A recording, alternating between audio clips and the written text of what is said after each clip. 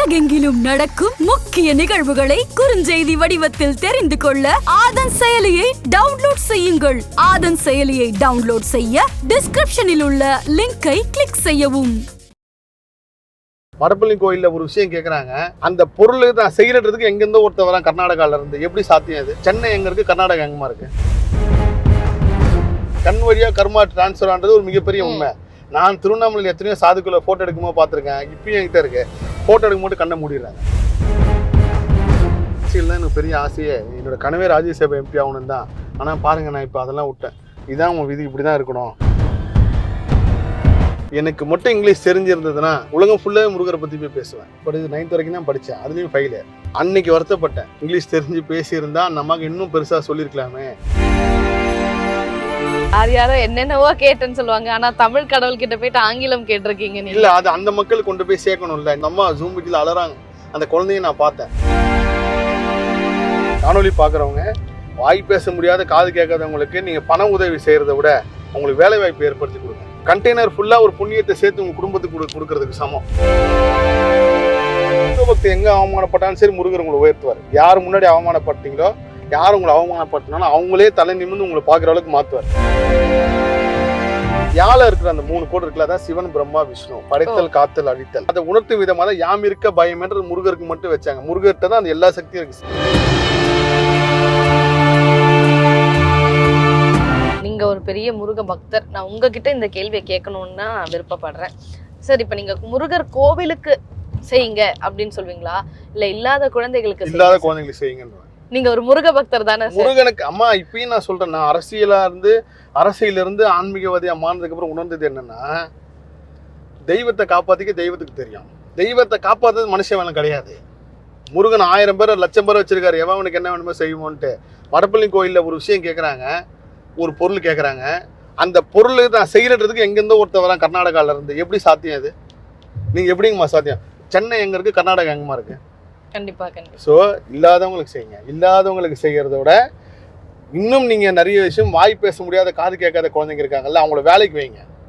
அவங்கள வேலைக்கு வைங்க. எனக்கு இப்போ கூட நான் சமீபத்தில் சங்கீதா ஹோட்டல் போனேன், டி நகர்ல. அது என்னமோ தெரியல, இது நான் பிரபஞ்சம் உணர்த்துற ஒரு விஷயத்துல நல்லது செஞ்ச சத்தியமா நல்லது வருங்கம்மா. நீங்க புண்ணியம் செஞ்சா உங்களுக்கு தேடி புண்ணியம் வருமா. நான் என்னைக்கு வாய் பேச முடியாத காது கேட்காத குழந்தைங்களுக்கு உதவி பண்ண ஆரம்பிச்சேனோ, அதுவும் முருகர் சொல்லி தான். அவங்களுக்கு தான் செய்யணும். வாழ்நாள் ஃபுல்லாக சாகிற வரைக்கும் அவங்களுக்கு செஞ்சுட்டு நம்ம காலத்துக்கு அப்புறம் நம்ம இருக்குமோ இல்லை, அந்த காலத்துக்கு அப்புறம் கூட அவங்களுக்கு ஒரு உதவி போகிற மாதிரி ஒன்று செய்யணும். குறிப்பாக இவங்களுக்கு தான் பார்வையற்றோர், வாய் பேச முடியாதோர், காது கேளாதோர், இந்த 3 பேருக்கு செய்யணும். அதுக்கு முன்னாடி இன்னொரு விஷயம் சொல்லிடுறேன். நிறைய பேர் இந்த கண்ணாடி ஏன் போறீங்கன்னு இப்பயும் கேட்டே இருக்காங்க. முதல் வீடியோலயே இதை பத்தின விளக்கம் சொல்லிட்டு திரும்பவும் சொல்றேன். ஏன் கண் சம்பந்தப்பட்ட விஷயத்துல முருகர் ஒரு அதிசயம் நடத்துறாரு. நான் மருத்துவ ரிப்போர்ட்டோட நான் பதிவு பண்றேன், முருகர்கிட்ட உத்தரவு வாங்கி இதை சொல்லலாமான்ட்டு.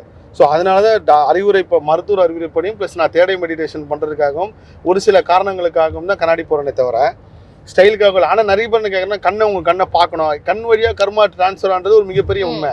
நான் திருவண்ணாமலையில் எத்தனையோ சாதுக்குள்ள போட்டோ எடுக்கும்போது பார்த்துருக்கேன். இப்பயும் என்கிட்ட இருக்கு. போட்டோ எடுக்கும்போது கண்ணை மூடிடுறாங்க. ஏன் நீங்க காஞ்சி சங்கர மடத்துலேயே நீங்க போய் பாருங்க, அவ்வளோ சீக்கிரத்தில் கண்ணை திறந்து போட்டோ கொடுக்கவே மாட்டாங்க. அதே மாதிரி நான் சிருங்கேரி சாரதா போனேன், அங்கேயும் அதே தான். ஸோ அது ஒரு பெரிய ரகசியம். இந்த கண் பார்வை சம்மந்தப்பட்ட விஷயத்துல நான் ஒரு மருத்துவமனைக்கு போறேங்கம்மா. முருகர் பாருங்க, எனக்கு நான் சொன்னேன், அந்த அம்மாவே மறந்துட்டாங்க. சார் சத்தியமா முருகர் இருக்கார் சார். உங்களோட ரிப்போர்ட் அன்னைக்கு பார்த்ததுக்கும் இந்த செவ்வாய்க்கிழமை பார்த்ததுக்கும் அவ்வளோ பெரிய வித்தியாசம் இருக்கு. எப்படி சார் சாத்தியம்? அதுதான் முருகர் மாத்தினாரு. அதை நான் எதிர்காலத்தில் ஆதாரப்பூர்வத்தோட சொல்றேன், என்ன பண்ணார் முருகர்ன்ட்டு. அப்போ எங்க போனாலும் இந்த வாய் பேச முடியாத காது கேட்கறதும் என்னை சுத்தி வராங்கம்மா. எங்க போனாலும் அது என்னை மேக்னெட் மாதிரி அவங்க ஈர்த்துருது அந்த ஒரு விஷயம். அப்போ சங்கீதாவுக்கு போறேன், போய் சாப்பிட்டுட்டு இருக்கும்போது அந்த டேபிள் துடைக்கிறவங்க, வாய் பேச முடியாத காது கேட்கறதுனால ரொம்ப அன்பா பார்த்து தண்ணியெலாம் வைக்கிறாங்கப்போ எனக்கு தெரியாது அவங்க இதுன்னு சொல்லி. நான் பொதுவாக அவங்கள பார்த்தா அவங்களுக்கு ஒரு உதவி பண்ணன்றப்போ அப்போதான் சொல்றாரு, தேங்க்ஸ்ன்னு அவருக்கு வாய் சொல்ல வரல, செய்கையில காட்டினார். என்னன்னா ஒரு செய்கையில காட்டுறாருன்னு போய் பார்த்தீங்கன்னா அவங்க எல்லாம் வாய் பேச முடியாத காது கேட்காதவங்க. அப்புறம் நான் அந்த ஓனர் வந்திருந்தார். நான் சொன்னேன், ஐயா உங்கள் காலில் விழுந்து வணங்குறேன், அனுமதி கொடுங்கன்னு. அவர் அதெல்லாம் வேண்டாங்க. இல்லைங்க, இந்த பெரிய மனசு வேணுங்க. நீங்கள் இந்த காணொலி பார்க்குறவங்க, வாய் பேச முடியாத காது கேட்காதவங்களுக்கு நீங்கள் பண உதவி செய்கிறத விட அவங்களுக்கு வேலை வாய்ப்பு ஏற்படுத்தி கொடுங்க. எங்கேயா ஒரு இடத்துல உங்களுக்கு சொல்லி வேலை கொடுங்க, இல்லை உங்கள் நிறுவனத்திலே வைங்க. அது நீங்கள் ஒரு கண்டெய்னர் ஃபுல்லாக ஒரு புண்ணியத்தை சேர்த்து உங்கள் குடும்பத்துக்கு கொடுக்கறதுக்கு சமம். இதை செய்யுங்க, அவங்களுக்கு வாழ்வாதாரத்தை ஏற்படுத்தி கொடுங்க. கண்டிப்பா. இதுதான் நான் வந்து ஒரு பணிவன்போட கேட்டுக்கிறேன். அவங்கள செய்யறது முருகருக்கே செய்யற மாதிரி. ஏன்னா இவங்க எல்லாருமே முருகரோட குழந்தைகள் தான். பார்வையற்றோர், வாய் பேச முடியாதவர், காது கேளாதவர், ஆட்டிசம், இவங்க எல்லாருமே முருகரோட குழந்தைங்க. முருகர் தான் உங்களுக்கு அப்பா அம்மா எல்லாமே. லண்டன்லேருந்து சுகாசின்னு ஒரு பெண் முருக பக்தர், அவங்க என் காணொலி பார்ப்பாங்க. இந்த திருப்புகழ் சம்மந்தமாக நிறைய விஷயங்கள் அவங்களுக்கு ஒரு பாடல்லாம் சொன்னேன். அப்படி இருக்கும்போது அவங்களோட முதலாளி, அவங்க வெளிநாட்டார், அந்த பெண் வந்து வெளிநாட்டு பெண், பர்த்டே வந்து வெளிநாடு, அவங்க தமிழ் கிடையாது. அவங்க சொல்கிறாங்க, அண்ணா இந்த மாதிரி என்னோட ஓனரோட குழந்தைக்கு வந்து ஆட்டிசம் குழந்தை தான், எல்லா டாக்டர்கிட்டையும் பார்த்துட்டாங்கன்னா சரியே பண்ண முடியல, உங்களோட தெய்வ குழந்தைங்க சம்மந்தப்பட்ட விஷயத்த வந்து நான் உங்ககிட்ட சொன்னேன், அப்போது அவங்க உங்ககிட்ட பேசணும்னு சொல்லிட்டு சொன்னாங்க, நான் என்ன பண்ணேன் அப்படின்னோடனே நான் சொல்கிறேன், அம்மா இந்த மாதிரி அவங்க திருப்புகள் படிக்க மாட்டாங்க, படிக்கவும் முடியாது, திருப்புகளும் இங்கிலீஷில் கிடையாது, நானும் எங்கெங்கேயோ தேடி பார்த்துறேன், இது வரைக்கும் யாரும் அதை கண்டே பிடிக்கல.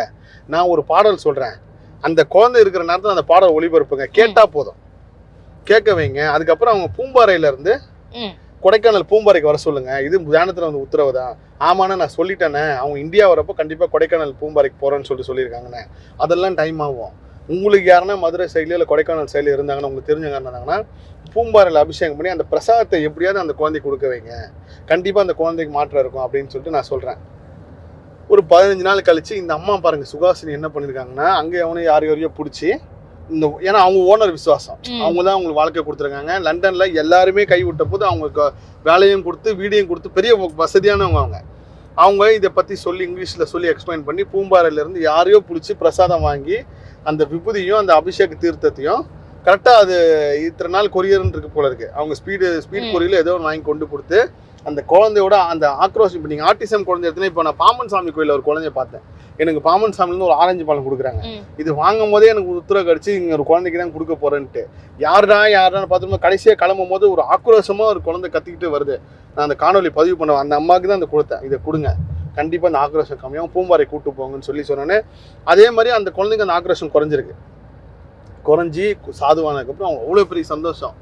என்னடா நம்ம வந்து லண்டன்றது நீங்கள் எவ்வளோ பெரிய உயர்ந்த நாடுன்னு தெரியும், வளர்ச்சியில் எவ்வளோ பெரிய உயர்ந்த நாடுன்னு தெரியும், அங்கே கிடைக்காத மருந்து சென்னையில் தமிழ்நாட்டில் இருந்து ஒரு கோயிலேருந்து அந்த பிரசாதம் மாற்றுது அப்படின்னு சொல்லி அவங்களுக்கு அவ்வளோ பெரிய சந்தோஷம்.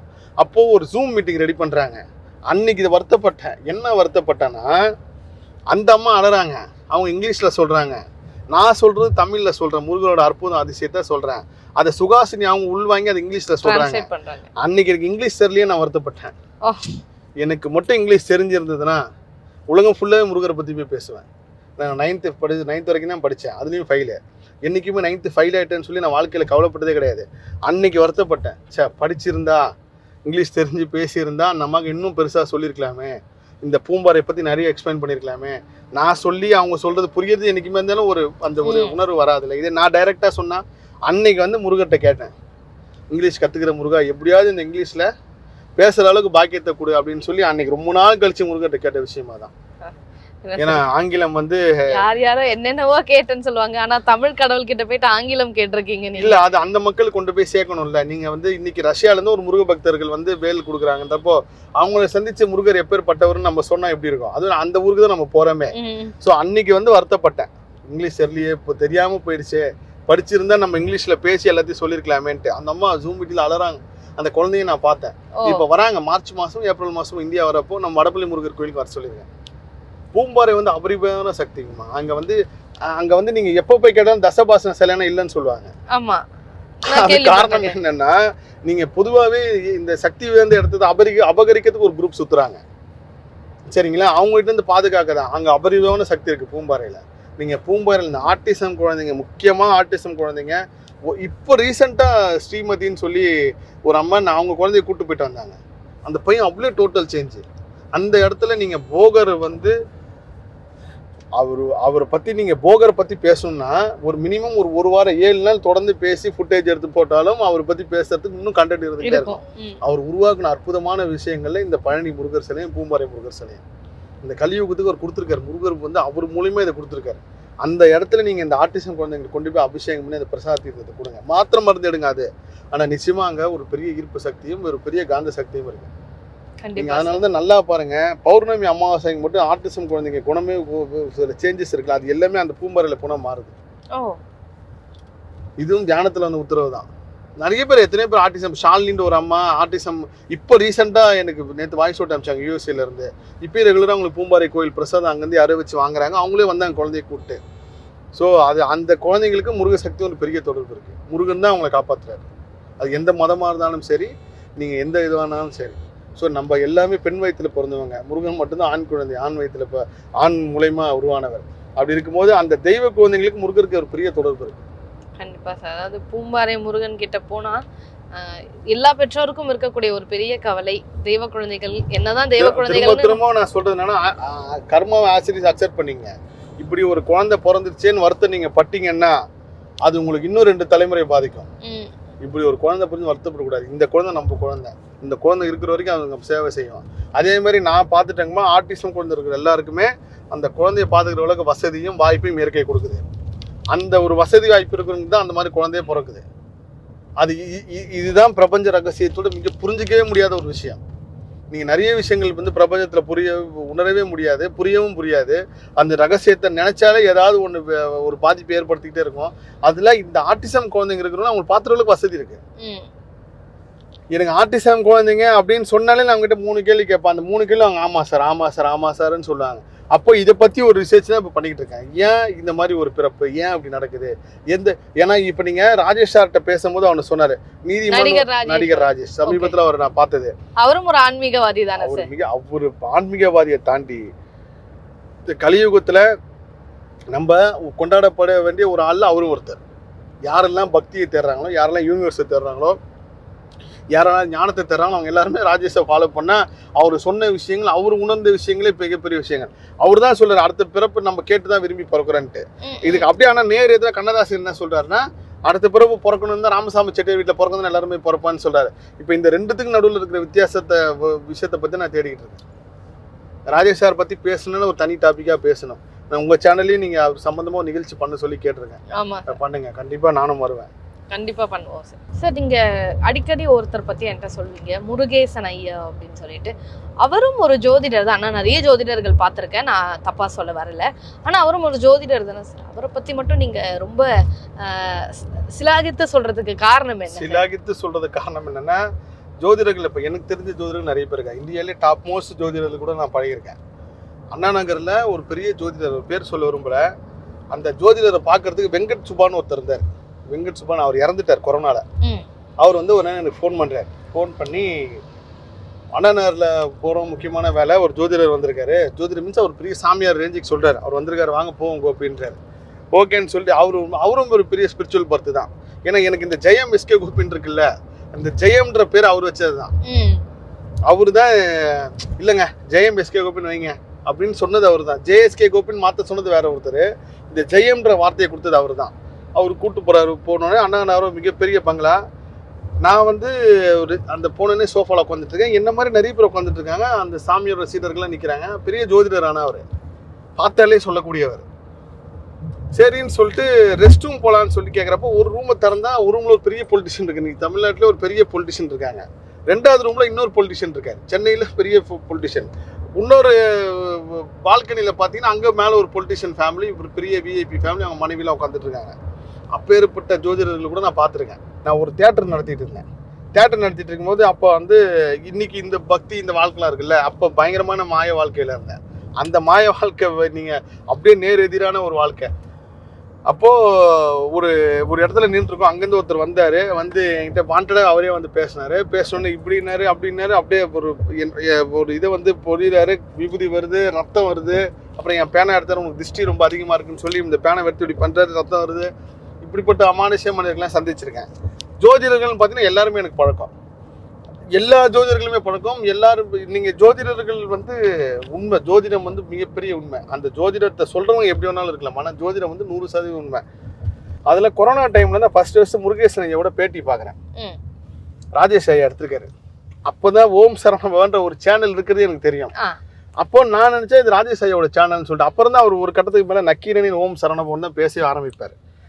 அப்போது இந்த முருகேசன் ஐயா யாருன்னு அது என்னமோ தெரில. எப்படி நீங்கள் ஒரு ரஜினி கிட்ட ஒரு ஈர்ப்பு இருக்கோ, எப்படி வந்து ஒரு நடிகர்கள்ட்ட ஒரு ஈர்ப்பு இருக்கோ, ஒரு பிரபலத்தை பார்த்தா ஒரு ஈர்ப்பு இருக்கோ, இல்லை ஒரு இடத்த பார்த்தா ஒரு ஈர்ப்பு இருக்கோ, அந்த மாதிரி அவரது பார்த்தோன்னே எனக்கு மனசில் பதிஞ்சிருச்சு. அப்போதான் நான் அந்த சில விஷயங்கள் ரிசர்ச் பண்ணிட்டு இருக்கேன். பழனிலேருந்து ஒரு அம்மா கிடைக்கிறாங்க. இந்த சிம்ம லக்னம், நான் வந்து கடகலக்கணம். இந்த கடகலக்னம் சிம்ம லக்னம் தான் மேக்சிமம் வந்து இந்த வேர்ல்டு நிறைய ரூலிங்கில் இருக்கிறவங்க. இதை நான் உணர்ந்து சில விஷயங்கள், ரூலிங் மீன்ஸ் அவங்க ஏதோ ஒரு ஈர்ப்பில் இருக்கு, அவங்க பின்னாடி ஒரு பேர் ஃபாலோ பண்ணுறான். அதான் சிம்ம லக்னம் டாப் மோஸ்ட்டு. நீங்கள் இப்போ கலைஞர் எடுத்தீங்கன்னா கடகலக்கணம், ஸ்டாலின் எடுத்தீங்கன்னா சிம்ம லக்னம், ஜெயலலிதா அம்மா எடுத்துட்டிங்கன்னா சிம்ம லக்னம்னு சொல்லுவாங்க. இந்த மாதிரி ரஜினி சிம்ம லக்னம். அப்போது யதார்த்தமாக ராஜேஷ் சிவரும் பேசும்போது நானும் சிம்ம லக்னம், நீங்களும் சிம்ம லக்னம், அப்போ எனக்கு தெரிஞ்சு முருகேஷ் ஐயா சிம்ம லக்னம். ஆனால் அவரோட பேச்சுக்கு வந்து நான் பெரிய அடிமையாயிட்டேன். அவர் சொல்கிற விஷயங்கள், அவர் சொன்ன விஷயம், அப்போது அவர் பேசுகிற விஷயங்கள் எல்லாமே வந்து நான் அப்படியே சிலாகித்து பார்த்துக்கிட்டே இருக்கேன். இந்த மனிதனை ஒரு வாட்டியாவது வாழ்க்கையை சந்திச்சணும், எங்கன்னு தெரியல. ராஜேஷ் சாருக்கு நம்பர் ஆல்ரெடி ராஜேஷ் சார் பழக்கம். ராஜேஷ் சாருக்கு ஃபோன் அடிச்சு அவர் எடுக்கவே இல்லை. அவர் பெரிய அதிசயம் பாருங்க. அவர்கிட்ட 10 நிமிஷம் பேசினா போதுன்னு இருந்தேன். ஆனால் அவர் 2 நாள் ஃபுல்லாக அவர் கூடிய துபாயில் இருந்தேன். அதுக்கப்புறம் ஒரு 10 தடவை அவர் வீட்டுக்கு போய் பார்த்துருப்பேன். இப்போ பிறந்த நாளைக்கு கூட அவருக்கு போய் போனேன். அப்போ இவர் எங்கேயாவது முருகேசன் ஐயா பிடிச்சிடணும்னு சொல்லி அவர் நம்பரை தேர்றேன், அங்கே தேர்றேன், எங்கேயுமே கிடைக்கவே இல்லை. அப்புறம் நான் அந்த ஆன்மீகத்தை பற்றி பேச ஆரம்பிச்சிட்டேன். ஆன்மீகத்தை பற்றி பேச ஆரம்பிச்சேன்னா இவரை நான் பார்க்கவே இல்லை. ஆனால் நான் இவரை பற்றி ஒரு பேட்டியில் சொல்லியிருந்தேன். இவர் வந்து ரொம்ப சிலாகிச்சு, சார் ஐயாவை எனக்கு தெரியும், வாங்க நம்ம போய் பார்க்க போகணுன்னு. எனக்கு அவ்வளோ சந்தோஷம். சார் பெரிய அளவுக்கு எனக்கு விஷயம் பண்ணி கொடுத்துட்டீங்க, ரொம்ப நன்றி அப்படின்னு. எங்கே இருக்காருன்னு பார்த்தீங்கன்னா மதுரை வாயிலில் இருக்கார். ஃபஸ்ட்டு டைம் போகிறேன். போனவொடனே வாங்க மகான் அப்படின்னாரு. என்ன ஐயா நீங்கள் தாங்க மகான்? இல்லைங்க பெரிய மகானுங்க, நீங்கள் வாங்க உட்காருங்க. அப்போ நான்லாம் பேச ஆரம்பிச்சிட்டேன். அப்போ யூடியூப்லன்னா நான் சொன்னேன், ஐயா வாழ்க்கையில் ஒரே ஒரு தடவை உங்களை பார்த்து ஆசீர்வாதம் வாங்கணும் தான் என்னோட ஆசையே, அது மட்டும் எனக்கு கொடுங்க போதும், நான் ஜாதகம் ஜோசியெல்லாம் பார்க்க வரல அப்படின்னு ஆசீர்வாதம் வாங்கிட்டு நிறைய விஷயங்கள் பேசினார். அப்போ இந்த கடகலக்கணம் சிம்மலக்கணத்தை பற்றிலாம் சொன்னோடனே அவர் எனக்கு ஒரு விஷயம் சொல்கிறார். கேட்டுட்டு வந்துட்டேன். சரி அடுத்த வாட்டி என்னோடய ஜாதகத்தை கொண்டு போகலாம் அப்படின்னு சொல்லி சாய் செந்தில் அவர்கிட்ட சொல்கிறேன். சார் ஒரு நாள் இன்னும் டைம் ஃபிக்ஸ் பண்ணுங்கள், நம்ம போய் பார்க்க போனோம். அந்த ஃபஸ்ட்டு மீட்டிங்லேயே உணர்ந்தது என்னென்னா, இந்த மனிதர்கிட்ட ஜோசியம் பார்க்க போகிறோமோ இல்லையோ, இவரை பார்த்து ஒரு வாழ்த்து வாங்குறதே பெரிய புண்ணியம், மிகப்பெரிய சக்தி இருக்குங்கம்மா. அம்மா நான் வந்து நிறைய பேரோட பழகிருக்கேம்மா. அந்த ஒரு அபரிவிதமான ஒரு உணர்வு வந்து அவர்கிட்ட இருக்கு. இதை நான் போயிட்டு நான் அமிச்ச ஆண்கள் எல்லாருமே உணர்ந்துட்டு வந்து சொன்னாங்க, இவரை பார்த்தாலே போதும், இவர் நீங்கள் நல்லா இருப்பா அப்படின்னா அவருக்கு அந்த வாக்கு சக்தி பெருசாக இருக்குது. அவர் ஜோதிடத்துக்கு பெரிய அளவு காசு வாங்குறது கிடையாது. ஜோதிடமும் வந்து இந்த இன்னைக்கு தான் பார்ப்போம் அன்றைக்கி தான் பார்ப்போன்னு கிடையாது. அவர்கிட்டதுக்கு ஒரு பெரிய, இப்போ நான் ஒரு வாட்டி போகும்போது பயந்து போவேன். ஏன்னா அங்கே இருக்கிறவங்க என்ன திட்ட போகிறாங்களோ, என்னடா வந்தவொடனே ஒரு நேராக போயிட்டாருன்னு சொல்லிட்டு உள்ளே போகிறது முடியும் எக்ஸ்கியூஸ் பண்ணிட்டு. ஏன்னா அங்கெல்லாம் காலிலேருந்து நைட்டு வரலாம் இருக்காங்க. அம்மா மன்னிச்சிங்க ஒரு 5 நிமிஷம் போயிட்டு வந்துடுன்னு சொல்லிட்டு தான் போகிறது. அப்போது 2வது தடவை என் ஜாதகத்தை எடுத்துகிட்டு போய் தரேன். என் ஜாதகத்தை பார்த்து நிறைய பேர் நிறைய விஷயம் சொல்லியிருக்காங்க. என்னோட ஜெயக்குமார் அண்ணனே குருநாதர், அவர் தான் இந்த முருகரை பற்றி சொன்னவர். அவரே சொல்லாத ஒரு விஷயத்தை வந்து அவர் சொன்னார். உங்கள் குடும்பத்தில் வந்து 3 பேர் மொத்தம். நான் சொன்னேன், ஐயா இல்லைங்க நானும் என் தம்பி மட்டும்தான், 3 பேர், அம்மாகிட்ட போய் கேளுங்கன்னாரு. அப்புறம் தான் எங்கள் அம்மாகிட்ட போய் கேட்குறேன், ஆமாம் ஒரு குழந்தை அபார்ஷன் ஆயிடுச்சு, ஏம்மா இவ்வளோ நேரம் சொல்ல, நீங்கள் யாருமே கேட்கவே இல்லையே. அப்போ இருந்த சூழ்நிலைக்கு வந்து அபார்ஷன் அவங்களே பண்ணிட்டாங்க. அபார்ஷன் அவங்களே இவங்களா போய் பண்ணிட்டு இருக்காங்க. அபார்ஷன் ஆகலை. இதை சொல்கிறது. அதுக்கப்புறம் பல விஷயங்கள் சொன்னார். இந்த விஷயம் இந்த இதில் நடக்கும், இப்படி இருக்கும், நீ நினச்சிட்டு இருக்க, நீ முருகரை தேடி வந்தேன்ல, முருகர் தான் உன்னை வச்சுருக்காரு. அப்போ நான் சொல்கிறேன், ஐயா நான் அரசியல் தான் எனக்கு பெரிய ஆசையே, என்னோட கனவே ராஜ்யசபா எம்பி ஆகணும் தான். ஆனால் பாருங்கள் நான் இப்போ அதெல்லாம் விட்டேன், இதான் உன் விதி, இப்படி தான் இருக்கணும். அப்போ தான் அவர் நிறைய விஷயங்கள் சொல்ல ஆரம்பிக்கிறாரு. இப்போ நிறைய விஷயங்கள் பேச ஆரம்பித்ததுக்கப்புறம் முருகேசன் ஐயா வந்து உணர ஆரம்பிச்சிட்டேன், அவரும் ஒரு பெரிய தெய்வ பிறவி. அப்படியே போயிட்டே இருக்குது. இதில் சமீபத்தில் அவர் சம்மந்தப்பட்ட ஒரு அதிசயம் நடந்துச்சு. என்னென்னா, அதிசயம் மீன்ஸ் நிறைய பக்தர்கள் அவரை பார்க்க போவாங்க, என்கிட்ட கேட்பாங்க, ஐயா முருகேசன் ஐயா பார்க்க போகணுன்னு சொல்லுவாங்க. நான் சொல்ல போங்க, அவர் அப்பாயின்மெண்ட்லாம் எதுவுமே கிடையாதுங்க, யார் முதல்ல போகிறாங்களோ அவங்கள தாங்க அவர் பார்ப்பாரு, எந்த இன்ஃப்ளூயன்ஸ் சிபாரிசுலாம் அங்கே கிடையாதுங்க. நான் நீங்கள் இப்போ விடிய காலத்திலே போகிறாங்க நிறைய பேர், 5 மணிக்கு போய் 1 மணிக்கு தான் பார்க்குறேன், அந்தளவுக்கு மக்கள் கூட்டம் அதிகமாக இருக்குது. நீங்கள் அதில் ஒருத்தங்க 33 வருஷமாக ஒரு ஜோதிடர்கிட்ட வராங்க. நீங்கள் ஒரு டைலரே ஒரு ட்ரெஸ் கடையே நம்ம 2 வருஷத்துக்கு ஒரு அடி மாற்றிடுறோம், ஒரு முடிவெட்டுற கடையே 1 வருஷத்துக்கு ஒரு தடவை மாற்றிடுறோம், நல்லா வெட்ட மாட்டோம். அப்படி இருக்கும்போது 33 வருஷமாக ஒரு அம்மா ஒரு ஜோதிடம் பார்க்குறாங்கன்னா அப்போ இவர் எவ்வளோ பெரிய அளவுக்கு ஒரு விஷயம் இருக்குது பாருங்கள். அது எப்படிங்க ஒரு மனிதர், நான் வந்து நான் அனுப்புகிறவங்ககிட்டலாம் சொல்லுவேங்க, நீங்கள் 3 விஷயம். ஒன்று, நான் தான் அம்சம்லாம் சொல்லக்கூடாது, என்ன தெரியுனே சொல்லாதீங்க, நீங்கள் அங்கே எதுவுமே பேசக்கூடாது, ஜாதகத்தை அவர் கையில் கொடுத்துட்டு மட்டும் அமைதியாக உட்காருங்க, அவர் என்ன சொல்கிறாருன்னு பாருங்கள். ஏதாவது முக்கியமாக கேட்கணும் எழுதி எடுத்துகிட்டு போயிடுங்க, அவரை பார்த்தோன்னே உங்களுக்கு மறந்துடும். ஏன்னா அவர் கடன்னு எல்லாமே சொல்ல ஆரம்பிச்சிடாரு. இப்போயே எல்லாரும் மிரண்டு, இப்போ சமீபத்தில் ஒரு சினிமா பிரபலத்தை அமிச்சேன் நான், சார் எப்படி சார் எங்கள் பெரியம்மா வீடு வரைக்கும் சொல்கிறாரு சார், எப்படின்னா அந்த அவருக்கு சக்தி இருக்குது, அப்பேர் போட்ட ஒரு விஷயத்தை அவர் வச்சுருக்காரு. அவங்க எனக்கெல்லாம் நான் மிரண்டேன். எங்கள் அப்பா கூட பிறந்தவங்க, அம்மா கூட பிறந்தவங்க, இந்த இடத்துல இந்த விஷயம் நடந்துச்சுன்னு சொல்கிறப்பெல்லாம் ஏதோ ஒரு தெய்வ சக்தி அவர் கூட இருக்குது. இல்லைன்னா சத்தியமாக சொல்ல முடியுங்க. அவர் போய் நீங்கள் எனக்காக ஒரு அடி பர்சனலாக போய் பாருங்கள். கண்டிப்பாக அவர் சேனல் இன்டர்வியூ கொடுப்பாரா கொடுக்க மாட்டான்னு எனக்கு தெரியல. ஆனால் தமிழ்ன்ற ஒரு நபர் முருகேசன் ஐயா போய் பார்க்கணும். பார்த்துட்டு வந்து உங்கள் ஒப்பீனியன் சொல்லுங்கள். கண்டிப்பாக பார்க்கலாம் சார். அந்த ஒருத்தர் போகிறார், முக்கியமான ஒரு அரசியலில் இருக்கிறவர், ஒரு அரசியல்வாதி. அவர்கிட்ட நான் சொல்கிறேன், ஃபஸ்ட்டு விஷயம் எனக்கு தெரியும்னு தயவுசெய்து சொல்லிடாதீங்க. போய் பாருங்கள். போய் பார்த்ததுக்கப்புறம் எல்லாம் முடிச்சு கிளம்பும் போது சொல்லுங்கள், ஜேஎஸ்கே குப்பி எனக்கு தெரியும், அவர் நண்பர் தான்ட்டு. அப்போது இவர் அது மாதிரி பார்க்குறாரு. போன உடனே இதான்ப்பா நான் வந்து எப்பயாவது ஒரு தடவை இந்த மாதிரி ஒரு புண்ணியமான ஜாதகத்தை பார்ப்பேன். அதை பார்க்குறவனை நான் மறக்கவே மாட்டேன். பல வருஷம் கழிச்சு உன்னோட ஜாதகம்னா அந்த ஒரு புண்ணியமான ஜாதகம், என்கிட்ட காஞ்ச மாதிரி யார்ட்டையும் காட்டிடாத, உனக்கு இந்த இடத்துல இப்படி இருக்குது, இப்படி நடக்கும், இதானா எல்லாமே கேட்டிருக்காரு. அவன் ஆமான்னு சொல்லி அவர் குழந்தை ஹார்ட் பீட் இல்லாமல் இறந்துருச்சு. அது வரைக்கும் சொல்லியிருக்காரு. அவர் அழுதுட்டாரு. அவர் நீங்கள் எல்லா விஷயத்தையும் சொல்லாங்க, உங்கள் குழந்தை ஹார்ட் பீட் இல்லாமல் இறந்துருச்சு, கரெக்டாக? ஆமாம். எல்லா விஷயம் சொல்லி முடிச்சுட்டு கடைசியாக சொல்லியிருக்காரு, ஜேஎஸ்கே கோபி அவரோட நண்பர் தாங்கன்னு.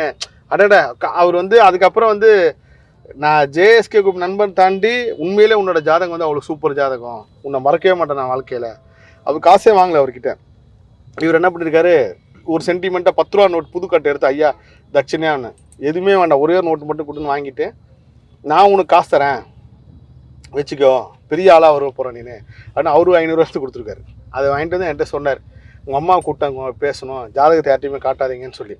அவர் இப்போ வரைக்கும் நான் அந்த அதிர்ச்சியிலேருந்து மீளவே இல்லை. அவர் சொன்ன விஷயங்கள் அந்த மாதிரி பல அபரிவிதமான சக்தி இருக்குது. அவரை மாதிரி ஒரு தெய்வ பிறவியை, ஒரு மகானை, ஒரு பெரிய இந்த கலியுகத்தில் ஒருத்தரை பார்க்குறது பெரிய விஷயம். கண்டிப்பாக சார், கண்டிப்பாக. பாரிஸ்லேருந்து ஒருத்தர் இவரை பார்த்து செலவு பண்ண வந்திருக்காரு. சென்னை ஏர்போர்ட்லேருந்து எனக்கு ஃபோன் பண்ணுறாரு, ஐயா முருகேசன் ஐயா பார்க்க வந்திருக்கேன், இவ்வளோ லட்ச ரூபா செலவு பண்ணி வந்திருக்கேன், ஆனால் என் மனசில் ஒரு சின்ன சலனம் இருந்துச்சு, இந்த மாதிரி இவ்வளோ லட்சம் செலவு பண்ணி போருமே இவரை வர்த்தா என்னடா இது அவசரப்பட்டோமோன்ட்டு மன நிறைவோடு நான் கிளம்புறேன் இங்கேருந்து எங்கள் ஊருக்கு. உண்மையிலே பெரிய விஷயங்க அவர்கிட்ட இருக்குன்னாரு. அது என்னமோ அவர்கிட்ட அது நீ உணர்ந்தால் தான் தெரியும். நான் மிகப்படுத்தி சொல்கிற மாதிரி இருக்கலாம், இது ரொம்ப அவருக்கு பிராண்ட் பண்ணணும்லாம் கிடையாது. அந்த மனிதர்கிட்ட ஒரு மிகப்பெரிய சக்தி இருக்குது. கண்டிப்பாக சார், சத்தியமாக அந்த இருக்குங்க. அது நான் உணர்ந்துருக்கேன் அவர் பக்கத்தில் உட்காரப்போ. இன்றைக்கும் அவர் நீங்கள் இடத்துக்கு போங்க, எத்தனை நாள் வெயிட் பண்ணுறாங்க பாருங்கள். கண்டிப்பாக ஒரு நாள் நான் உங்களுக்காகவே போய் அவர் கண்டிப்பாக போங்க. நான் அவருக்கான விஷயங்களை உங்ககிட்ட இதே மாதிரி ஒரு நேர்காணல் நீங்க பாத்துட்டு சொல்லுவீங்க பாருங்க. நீங்க எதுவுமே சொல்லாதீங்க. அவர் இந்த யூடியூப் பாக்குற பழக்கம்லாம் கிடையாது அவருக்கு, உங்களுக்கு தெரியும் தெரியாது. நீங்க ஜென்ரலா போய் பாருங்க, உங்களை ஆரோஸ்கோப் எடுத்துட்டு அவர் என்ன சொல்றாருன்னு மட்டும் பாருங்க. கண்டிப்பா சார். சார் அதே மாதிரி நிறைய முருக பக்தர்களை நம்ம சந்திச்சுட்டு வருவோம். சமீபத்துல ஒரு சின்ன முருக பக்தர், முருகர் மேல நம்பிக்கையே இல்லை, ஆனா நான் முருகரை நம்ப ஆரம்பிச்சேன் அப்படின்னு ஒருத்தர் சொன்னார். அது அந்த ஒரு நிகழ்வு எப்படி சார் நடந்தது? வடப்பள்ளி கோயிலுக்கு நான் இப்போ ஒன்று காலையில் போகிறது, அதிகாலையில் நைட்டு பள்ளியறைக்கு போகிறது. இந்த டைமில் போகிறதுனால கோயிலில் வேலை செய்கிறவங்க என்னங்க ரொம்ப நாள் உங்களை காணணுவாங்க, ஏங்க நான் நைட்டு வரேங்க, முருகனை பார்க்கறதோட வேறு என்னங்க வேலை, டெய்லி தான் வந்துக்கிட்டு இருக்கேன் அப்படின்னு சொல்லுவேன். அப்போது நம்ம தம்பி ஒருத்தர் மூலயமா கோயிலுக்குள்ளே போகும்போது அவர் கூப்பிட்றாரு, வாங்க இங்கே வாங்க அப்படின்னு சொல்லிட்டு பார்த்தா இந்த பையன் வர்றாரு, அஸ்வின்ட்டு ஒரு சின்ன பையன் உங்களை நான் பார்க்கலாம் முருகனை இல்லைன்னு சொல்லலான்னு இருந்தேன், உங்களை நான் பார்த்துட்டேன், முருகர் இருக்கார், இப்போ நம்புறேன், உங்களோட பெரிய ஃபேனுன்னாரு. என்ன ராஜா சொல்கிறேன், அப்படியா கண்ணான்னு சொல்லி வாங்கன்னு சொல்லி உள்ளே கூப்பிட்டு போய் எல்லா சாமியெல்லாம் பார்த்தா நீங்கள் அதான் பக்திக்கு வயசே கிடையாது. முருகன் ஒருத்தர் ஆட்கொண்டாருன்னா அவருக்கு வயசுனா வித்தியாசமே கிடையாது. இப்போ அருணகிரிநாதரை பற்றி நம்ம பேச போகிறோம், அதில் சொல்கிறேன் பாருங்கள். எல்லாரும் நினச்சிருப்போம் அருணகிரிநாதர் மலையிலேருந்து கோபுரத்துலேருந்து உடாரப்போ தான் முருகர் வந்தார், அவர் வாழ்க்கையில் கிடையாது. அருணகிரிநாதர் பிறந்ததுலேருந்தே முருக பக்தர், சின்ன வயசுலேருந்தே முருக பக்தர். அப்படி இருக்கும்போது இந்த அஸ்வின் பையன் சொல்கிறாரு, நான் ஐயப்பனை தான் ரொம்ப கும்பிடுவேன், எனக்கு முருகர் கும்பிட்டு பழக்கமே இல்லை, உங்கள் பேட்டியெல்லாம் நான் பார்த்தேன், உங்கள் ஃபேன் ஆகிட்டேன், அப்போ உங்களை நான் பல தடவை பார்க்க வந்தேன், எப்பயுமே உங்களை பார்க்கவே முடியல, ஒரு 10 வாட்டிக்கிட்ட வந்தேன், உங்களை பார்க்க முடியல, அதனால் உங்களை நான் பார்க்கலண்ணா, உங்களை முருகர் கண்ணில் காட்டல, நான் முருகரை இல்லைன்னு சொல்லான்ட்டு தான் வந்தேன் அன்றைக்கி, ஆனால் உங்களை நான் பார்த்துட்டேன் அப்படின்னு அவ்வளோ மெச்சூரிட்டியாக அந்த பையன் பேசுகிறாங்க, அந்த குழந்தை. அப்படின்றவங்க பேசிட்டு சரி இந்த விஷயத்தை பதிவு பண்ணணும் அப்படின்னு சொல்லி எடுத்து பதிவு பண்ணி காணொலியாக போட்டிருந்தேன். அப்போ அவங்க அம்மா கிட்ட கேட்டேன், இந்த ராசியில் யார் உங்கள் குடும்பத்தில் இருக்கா, இந்த பையன் ஒரு பெரிய ஒரு அதிசய தெய்வ குழந்தை தாங்க, அது எல்லாரும் குடும்பத்துலேயும் அமையாது, உங்களுக்கு முருகர் கொடுத்துருக்காரு, இந்த பையனை பற்றி கவலையப்படாதீங்க, முருகர் பார்த்துப்பாரு. அப்புறம் அந்த தம்பிக்கிட்ட சொன்னேன், ஐயப்பன் வேற முருகர் வேற சிவன் வேறலாம் கிடையாது, எல்லாம் ஒரே தெய்வம் தான், இவங்களை பெருசு சின்னது அப்படிலாம் சொல்லக்கூடாது. இப்போ அந்த தம்பி என்ன பண்ணிட்டாருன்னா விபூதியே கொடுக்காத அளவுக்கு போயிட்டா அப்படி பக்தியில். அவங்க ஸ்கூல் டீச்சருக்கே சொல்கிறாராம், யாரை பார்த்தாலும் வடபழனி முருகரை போய் பாருங்க, வடபழனி முருகரை போய் கும்பிடுங்க அப்படின்னு எல்லா இடத்துக்கும் சொல்றாராம். அந்த அளவுக்கு பக்தி அவர் கொண்டு போய் வச்சிருக்கு இந்த சின்ன வயசுல. இது எல்லாருக்குமே கிடைச்சிடாது இல்லை. ஸோ அந்த அஸ்வின் வந்து மறக்க முடியாத ஒரு குழந்தை. முருக பக்தியில் நான் வந்ததுக்கப்புறம், முருகரை பற்றி பேசாததுக்கப்புறம் எத்தனையோ மனிதர்கள், எத்தனையோ பெண்கள், தாய்மார்கள்லாம் சந்திச்சிருக்கேன். இது இந்த குழந்தை ஒரு அற்புதமான ஒரு குழந்தை. Okay sir. சார் அதே மாதிரி அந்த காணொலி நீங்க பதிவு செய்யுங்க அந்த கண்டிப்பா பேசுறப்போ. முருக பக்தர் வந்து அவமானப்படுறாங்க அப்படின்னா அதுக்கு பின்னாடி அவங்களுக்கு ஒரு பெரிய வாழ்வு இருக்கு அப்படின்னு சொல்றீங்க. இதுக்கு என்ன சார் காரணம்? முருக பக்தர் அவமானப்படுறது இல்லைங்கம்மா. முருக பக்தன் எங்க அவமானப்பட்டானோ அதே இடத்துல தான் முருகன் அவனை தலை நிமிர செய்வான். அதுதான் இது சத்தியமான உண்மை. இப்ப நான் முருகருக்கு மாலை சாத்துறேன், அது கொடுக்கறது முருக பக்தர் தான் ஒருத்தர் வந்து கொடுக்குறாரு. அந்த தம்பி பேர் ராமகிருஷ்ணன். அவரு தான் எனக்கு பாம்பன் சாமி கனவுல வந்து மாலை கொடுக்கணும், மயில் மாலை கொடுக்கணும்னு வருது. யாரு இந்த மயில் மாலை செய்வா, எங்க போய் கேட்கறது, யார்கிட்ட போய் கேட்கறது அப்படின்னு எனக்கு இது வரைக்கும் நான் மயில் மாலை சாத்தி பழக்கமும் இல்லை. அப்ப இந்த தம்பி யதார்த்தமா ஒரு மயில் மாலை வீடியோ போடுறாரு. அப்போ நான் இந்த மாதிரி ஒரு மயில் மாலை வேணும், முருகருக்கு நம்மளுக்கு கனவுல வந்து கேட்டாங்க, போய் கொடுக்கணும் அப்படின்னு சொல்லிட்டு இந்த தம்பி கொடுத்த மாலையை தான் போய் எடுத்துட்டு போய் பாம்பன் சாமிகளை சாத்துறோம். அவங்க சொன்னாங்க, பாம்பன் சுவாமி கோவில் கட்டி இத்தனை வருஷத்துல முதல் மயில் மாலை நீங்க தான் வந்து கொடுத்தீங்க. இப்போ வரையும் இருக்கு. இப்போ நான் 1ஆம் தேதி போறப்ப கூட பார்த்தேன். அப்போ அந்த தம்பிக்கு எவ்வளோ பெரிய முருக சக்தி வேலை செய்து பாருங்க. அப்படி இருக்கும்போது அந்த தம்பி ஒரு வாரத்துக்கு முன்னாடி, அண்ணன் நான் உங்ககிட்ட ஒரு விஷயம் சொன்னேனே, இதை வந்து நீங்கள் பேட்டியில் சொல்லுங்க, நான் வந்து ரொம்ப நான் அந்த தம்பின்னு கிடையாது, நீங்கள் முருக பக்தி எங்கே அவமானப்பட்டாலும் சரி முருகர் உங்களை உயர்த்துவார். யார் முன்னாடி அவமானப்பட்டீங்களோ, யார் உங்களை அவமானப்படுத்தினாலும் அவங்களே தலை நிமிர்ந்து உங்களை பார்க்குற அளவுக்கு மாற்றுவார். இது சத்தியம். அந்த மாதிரி எத்தனையோ முருக பக்தர்கள் நான் சந்திச்சிருக்கேன். அவர் வந்து ஒரு ஆர்டருக்கு எடுக்கிறதுக்கு ஒன்று போகிறார், வெட்டிங் ஆர்டர் எடுக்கப்போ அந்த வீட்டிலேருந்து ஒருத்தன் இன்சல்ட் பண்ணிட்டாங்க. இவரை ஆளை பார்த்தா இப்படி தெரியலையே, இவர் காதுபடவே பேசியிருக்காங்க, இவெல்லாம் எங்கே செய்ய போகிறான் அப்படின்னு சொல்லி இன்சல்ட் பண்ணிட்டு இருக்காங்க. அவர் அழுதுகிட்டே வந்து வடபழனி முருகர்கிட்ட சொல்லியிருக்காரு, இந்த மாதிரி எனக்கு இந்த ஒர்க்கு கிடைக்கலாம் கூட பரவாயில்ல, ஆனால் இப்படி எனக்கு கேவலமாக சொல்லிட்டாங்களே முருகா, இதெல்லாம் மாற்றுற அளவுக்கு எனக்கு வாழ்க்கை கொடுத்துருக்காரு. அப்போது அந்த வீட்டில் இருக்கிற ஒரு ஆள் வந்து முருக பக்தர். 4 ஃபேமிலி, அந்த ஃபேமிலி 4 பேரில் ஒருத்தர் மட்டும் முருக பக்தர். அவர் வந்து இவருக்கு தான் கொடுத்தே ஆகணும், நல்லா செய்கிறாரு, இவருக்கு கொடுத்து ஆகணும்னு சொல்லி அடம் பிடிச்சி கொடுத்துருக்காரு. கொடுத்து அவர் எக்ஸலண்ட்டாக செஞ்சு கொடுத்தோடனே யார் இவர் அவமானப்படுத்தணும் அவங்களே வந்து, சாரிங்க தெரியாமல் சொல்லிட்டேன், நான் உங்களை ஆளை பார்த்து தப்பாக இடம் போட்டேன், நீங்கள் அவ்வளோ சூப்பராக செஞ்சுருக்கீங்க, நான் பேசுறதுக்கு உங்கள்கிட்ட மன்னிப்பு கேட்டுக்கிறேன், சாரி கேட்டுக்கிறேன்னு சொல்லி அதுக்கு இப்போ நான் காலைல கோயிலுக்கு போகும்போது அவர் கூட அவர் நைட்டு பள்ளியறைக்கு போய் மாலை கொடுக்க ஆரம்பிச்சார் முருகருக்கு. அவர் கொடுத்த மாலை தான் எனக்கு காலைல கொடுத்தாங்க. அவர்கிட்ட சொல்லணும் இந்த பேட்டி முடிஞ்சதுக்கப்புறம்.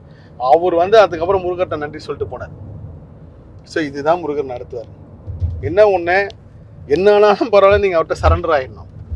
ஒரு பர்சன்டேஜ் கூட மிக்சடாக இருக்கக்கூடாது. முருகன் செய்வாரா அப்படின்னு நினச்சிங்கனாலே அது உங்களுக்கு நடக்காது.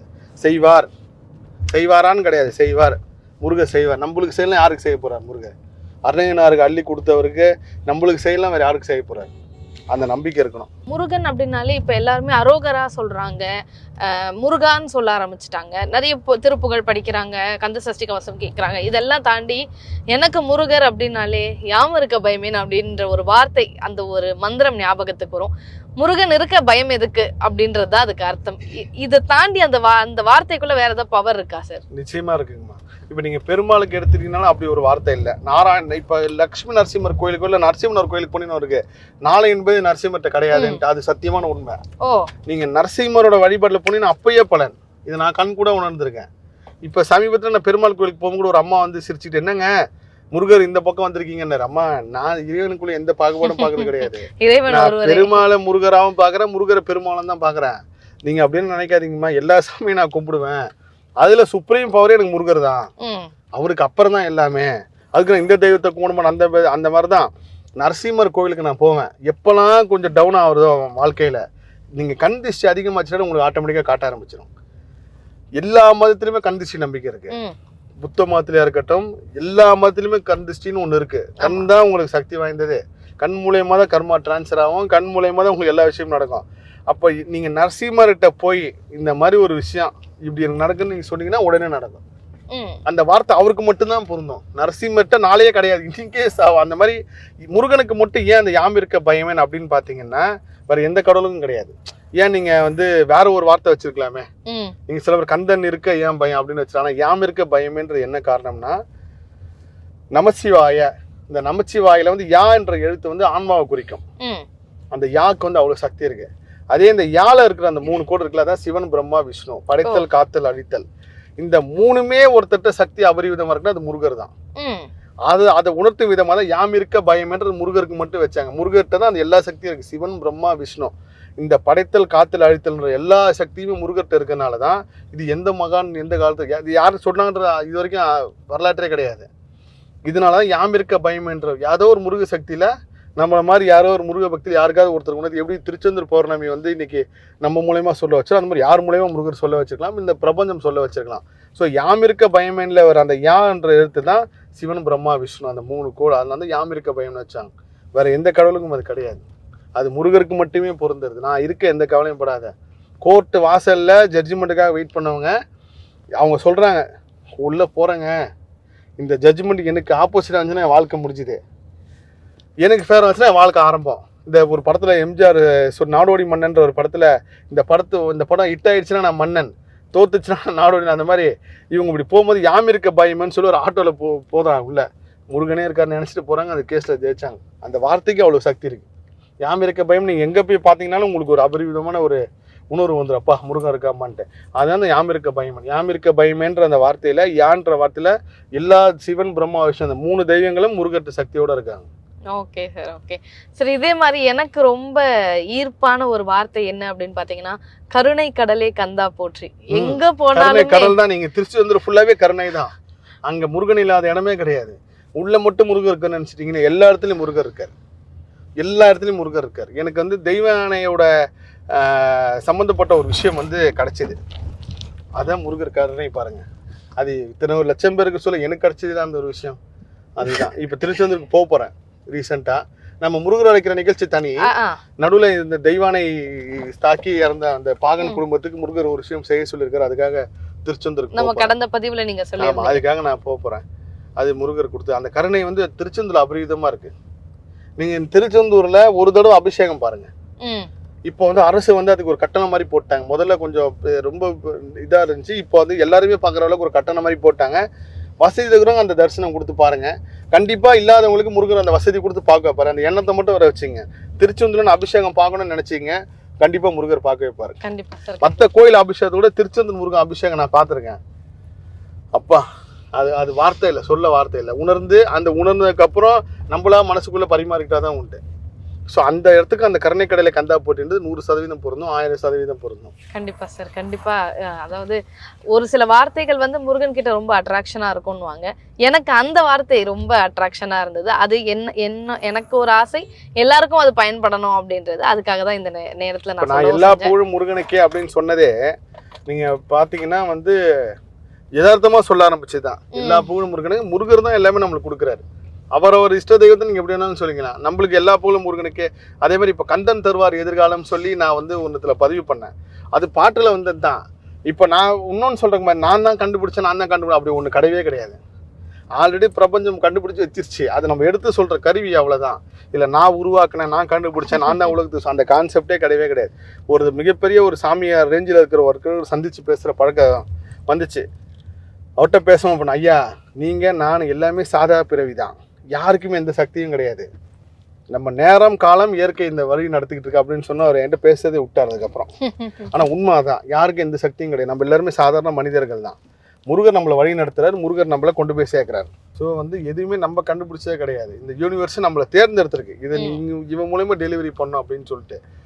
ஒருத்தர் வந்து ஒரு விஷயத்த வந்து உலக மக்களுக்கு நான் சொல்லி உலக மக்களை திருத்த போறோம்னு என்கிட்ட சொன்னார். இதை சொன்னேன், இது என்ன ஆக போகுது, அவன் திருந்துன்னு இருக்கணும். நீங்கள் யாருக்கு நம்ம வாழ்க்கை மாறணும். இப்போ நான் வேல் கொடுக்குறேன்ல, அந்த வேல் கூட நீங்கள் அன்னைக்கு ஒரு வாட்டி கொடுத்த காரணம் என்கிட்ட நிறைய வேல் வந்துருச்சு. எப்பயுமே ஒரு பொருள் வந்து கொண்டாடுற இடத்துல தான் இருக்கணும், சும்மா இருக்கிற இடத்துல இருக்கக்கூடாது. இப்போ நிறைய பேர் இந்த இலவசமாக வேல் வாங்குறேன், இலவசமாக வேல் கொடுக்குறாங்க, அதை யாருக்கு போய் சேரணும், அவங்களுக்கு தான் போய் சேரணும். யாராவது அந்த வேலை வாங்கி பராமரிக்காம தூக்கி குப்பையிலையோ இல்லை ஏதோ ஒரு பூனையில போட்டு அதுவும் ஒரு பாவகர்மம். அதனால தான் என்கிட்ட இருக்கிற ஒவ்வொரு படமும் ஒவ்வொரு இதுவும் யாருக்கு வரணும்னு முருகரே உத்தரவு கொடுப்பாரு. அது யாருக்கு போகும்னு பார்த்தீங்கன்னா, தினசரி இவன் குளிக்கிறாங்களோ இல்லையா, அந்த முருகர் படத்தை சுத்தமாக வச்சுக்கிற ஒரு ஆளுக்கு தான் போய் கிடைக்கும். அந்த முருகரை போட்டு மதிக்கக்கூடிய ஆளுக்கு தான் போய் கிடைக்கும். அந்த மாதிரி தான் நீங்கள் எல்லாமே வந்து இந்த யூனிவர்ஸ் நம்மளை செலக்ட் பண்ணி வச்சிருச்சு. இதை இவங்க மூலியமாக டெலிவரி பண்ணோம். அடுத்த ஒரு 25 வருஷம் கழிச்சு பழனி எப்படி திருவண்ணாமலை கிரிவலம் வருதோ அந்த மாதிரி பழனியில் பெரிய கிரிவலம் இருக்கும். அந்த கிரிவலம் நடக்க போன்ற விஷயத்த சொல்றதுக்கு நம்மள ஒரு கருவியாக பயன்படுத்திருக்கு. திருச்செந்தூர் போகணுமே அதே மாதிரியா இருக்கு. இன்னைக்கு லட்சம் பேர் போறான்னா அடுத்த போக போக கோடிக்கணக்கான பேர் திருச்செந்தூர் போகிறோம். அப்போ திருச்செந்தூர் டெவலப் ஆகிடும். திருச்செந்தூரில் ஒரு ஆட்டோக்கார் சொல்லியிருக்காரு, எனக்கு தெரிஞ்சவங்க ஒரு ஆட்டோவில் போகிறாங்க, அவருக்கு வந்து இந்த என்ன தெரியுன்ற அந்த அம்மாவுக்கு வந்து என்ன தெரியும்னு ஆட்டோக்காருக்கு தெரியாது, ஆட்டோக்காருக்கு நான் யாருன்னெலாம் தெரியாது. அவர் சொல்கிறார், ஏதோ ஒரு ஆள் சொல்லிட்டாருமா திருச்செந்தூர் போகணும் போகணுன்னு சொல்லி, இன்னைக்கு இத்தனை மக்கள் வராங்க, இந்த சுற்றி இருக்கிற எல்லா வாழ்வாதாரமும் உயர்ந்துருச்சு மக்களுக்கு, எல்லா பொருளாதார ரீதியாகவும் மக்கள் நல்லா வந்துட்டாங்க. அப்போது அந்த சந்தோஷம் அந்த இது இருக்குல்ல, அது எல்லா முருக பக்தருக்கும் போய் சேரும். நீங்கள் திருச்செந்தூர் முருகனை நம்பி தான் அங்கே இருக்கிறவங்க இருக்காங்க, அவங்களுக்கும் முருகர் ஒரு வாழ்க்கையை கொடுத்துட்டாரு, திருச்செந்தூருக்கு வர முருக பக்தர்களுக்கும் ஒரு வாழ்க்கையை கொடுக்குறாரு. இந்த இயற்கை சுழற்சி முருக சக்தி சுழற்சி எப்படி வேலை செஞ்சுட்டு இருக்கு பாருங்க, இதான் சத்தியம்.